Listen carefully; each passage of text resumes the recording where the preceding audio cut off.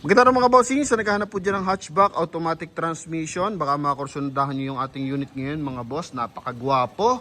Same time, low mileage lang to, 2021 Toyota Wigo G, automatic transmission na meron lang mileage na 11,900 mga boss.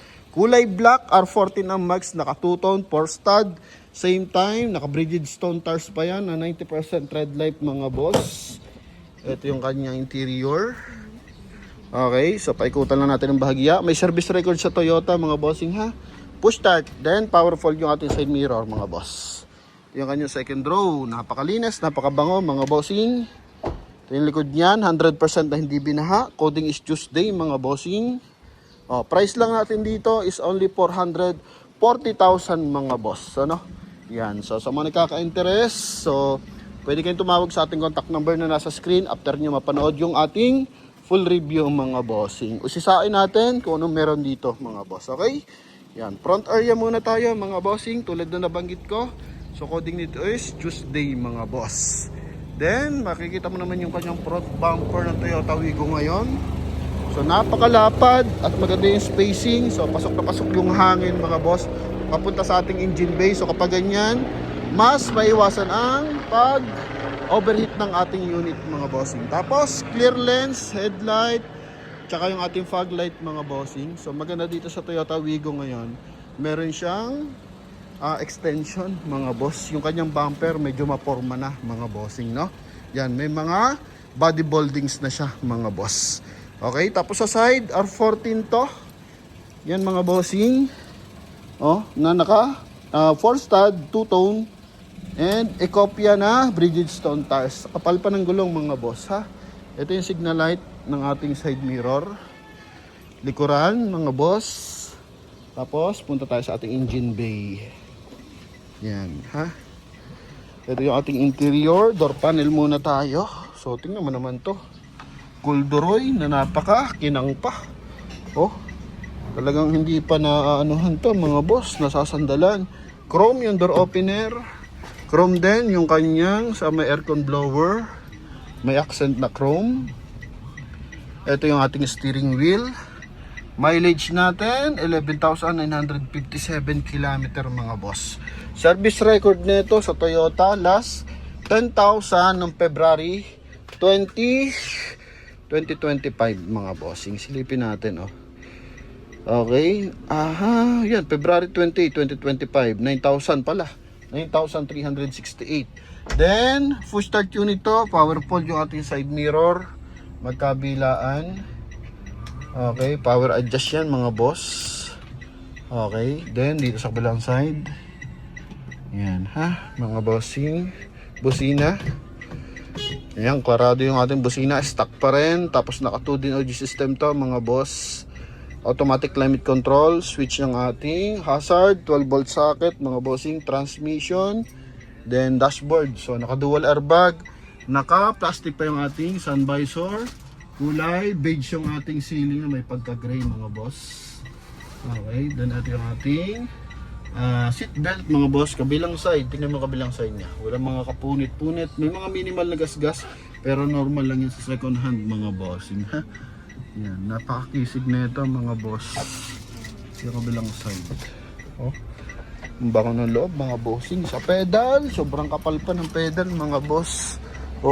May mga markings pa rin sa ilalim. Even dito sa upuan. Yan ha. Ito yung second row nya.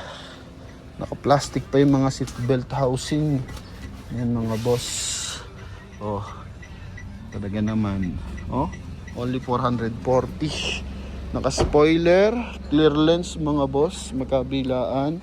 May 2-eye sensor. Open lang natin yung ating trunk compartment para mas mainam. Naka-plastic pa mga boss yung ating trunk lid ng hindi pala fuel lid mga boss. Tapos dito meron din siyang tray. Ito siguro seat cover to mga boss. Yan Pang ilalim niya naka markings pa. Gulong niya hindi pa nagagamit mga bossing, donut type. Yan pa yung stock na issue ng Toyota. Yung kabilang side. Okay. Concern lang natin dito yung visor na aftermarket. So tanggal yung nasa harapan. Pero naka-sticker pa yung window. Ito yung kabilang side. Pati door panel mga boss, chrome. Alright, ito mga boss. Napakaliwanag ng interior natin mga bossing. Concern ko lang dito is yung nasa hood niya. Ito lang mga boss. Ipapadent natin to mga bossing. Yan o, kita nyo. Papadent natin yan pero may puti siya matitira maliit. Okay, yun lang naman. Then the rest, all goods. Then, check natin yung kanya engine bay. Ito yung engine bay natin mga bossing. Ha? Sa bumper, dito may mga maliliit na scratches.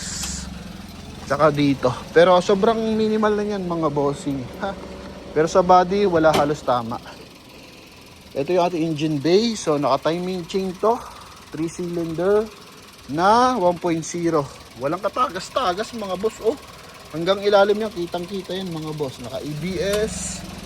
Battery natin is last April 2025. Bago din ang baterya mga boss.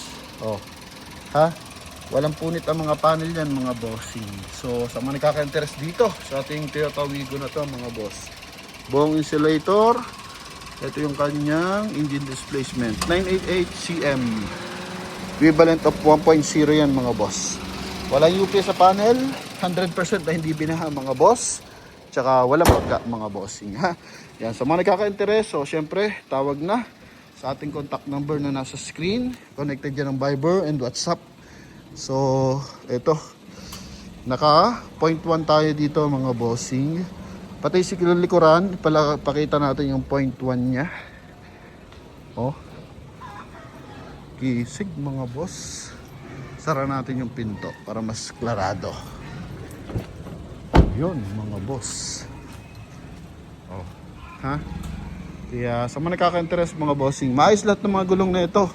Aircon natin mga boss, ito. Cooling system. Yan. So, nagtutubig na nagtutubig. It means good yan. Malamig ang aircon mga boss. May seal guard pa dito mga boss. Oh. Yan. Ng Toyota Wigo. Okay. Sa likod, check natin. Ah, wala. Sa kabilang side siguro meron mga boss. Yan. Dagdag na lang natin. Dalawa susi na ito mga boss ha. Okay. Ito. Tapos, ito yung susi. Ito yung susi niya. Yan. Remote, mga bossing. Ha? Yun. Yun, sa mga interesado mga boss, tawag na sa ating contact number na nasa screen. And sa mga viewers and buyers, so maraming salamat sa suporta.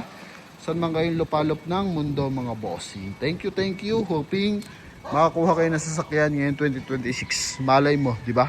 Yun lang. God bless. Bye-bye.